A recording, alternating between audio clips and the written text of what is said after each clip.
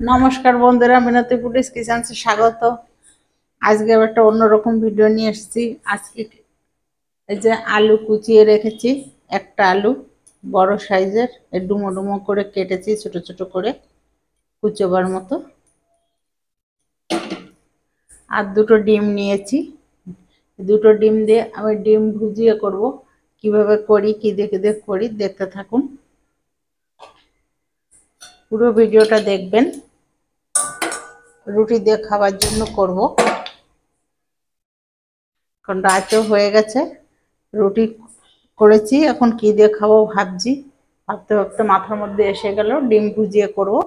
ভাবলাম তাহলে আমরা এক করে খাবো কেন, আপনাদের সঙ্গেও শেয়ার করি। কড়াই গরম বসিয়ে দিয়েছি। প্রথমে দুটো ডিম নিয়েছি, ডিম দুটো ফাটিয়ে নেব এই বাটিতে।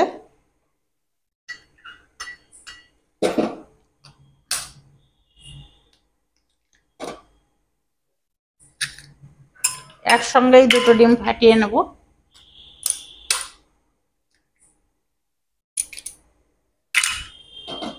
এই দুটো ডিম ফাটিয়ে নিয়েছি।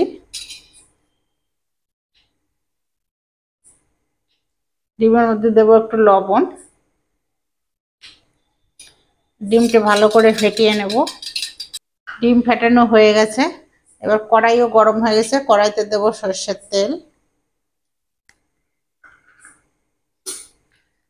এই ফেটানো ডিমটা দিয়ে দেবো তেলের ভিতর। ডিমটা ঝুরো ঝুরো করে ভেজে নেব।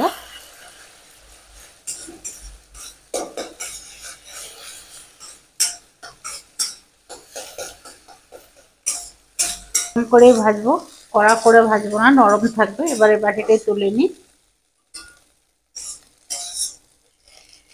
আবারও কড়াইতে দেব তেল।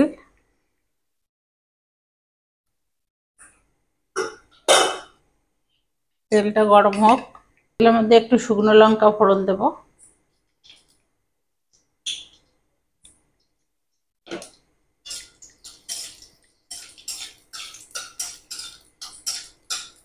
যখন ডিম বাড়িতে কম থাকবে, 2-4 জনের লোকের খেতে হবে, তখন এইভাবে ডিমটা করে খেলে দেখবেন অনেকটা বেড়ে যাবে। একটা মাঝারি সাইজের পেঁয়াজ কুচিয়ে রেখেছি, তেলে দিয়ে দেবো।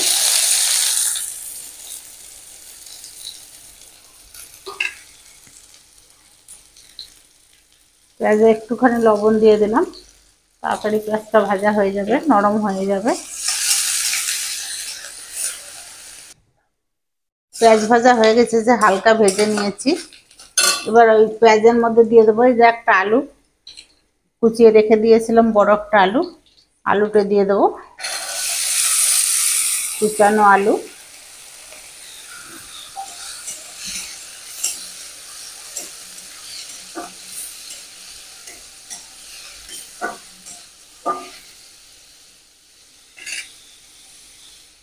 আলুর ভিতর দেবো সামান্য লবণ। লবণ দেওয়া আছে, পেঁয়াজে দিয়েছি, ডিমে দিয়েছি, জন্য অল্প করে একটু লবণ দেবো, যেটুকু আলুতে লাগবে সেটুকু।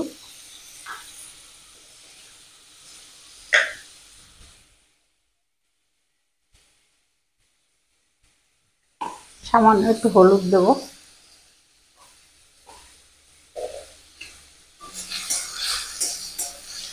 আলু সেদ্ধ হয়ে গেছে খুব সুন্দরভাবে।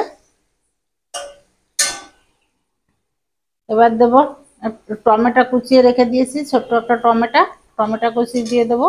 লঙ্কা, কাঁচা লঙ্কা কুচিয়ে রেখেছি, কাঁচা লঙ্কা দিয়ে দেবো।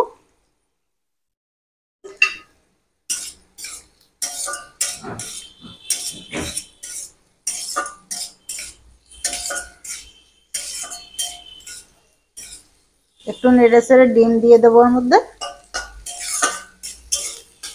যে ডিম ভেজে রেখে দিয়েছিলাম, ডিমটা দিয়ে দেবো।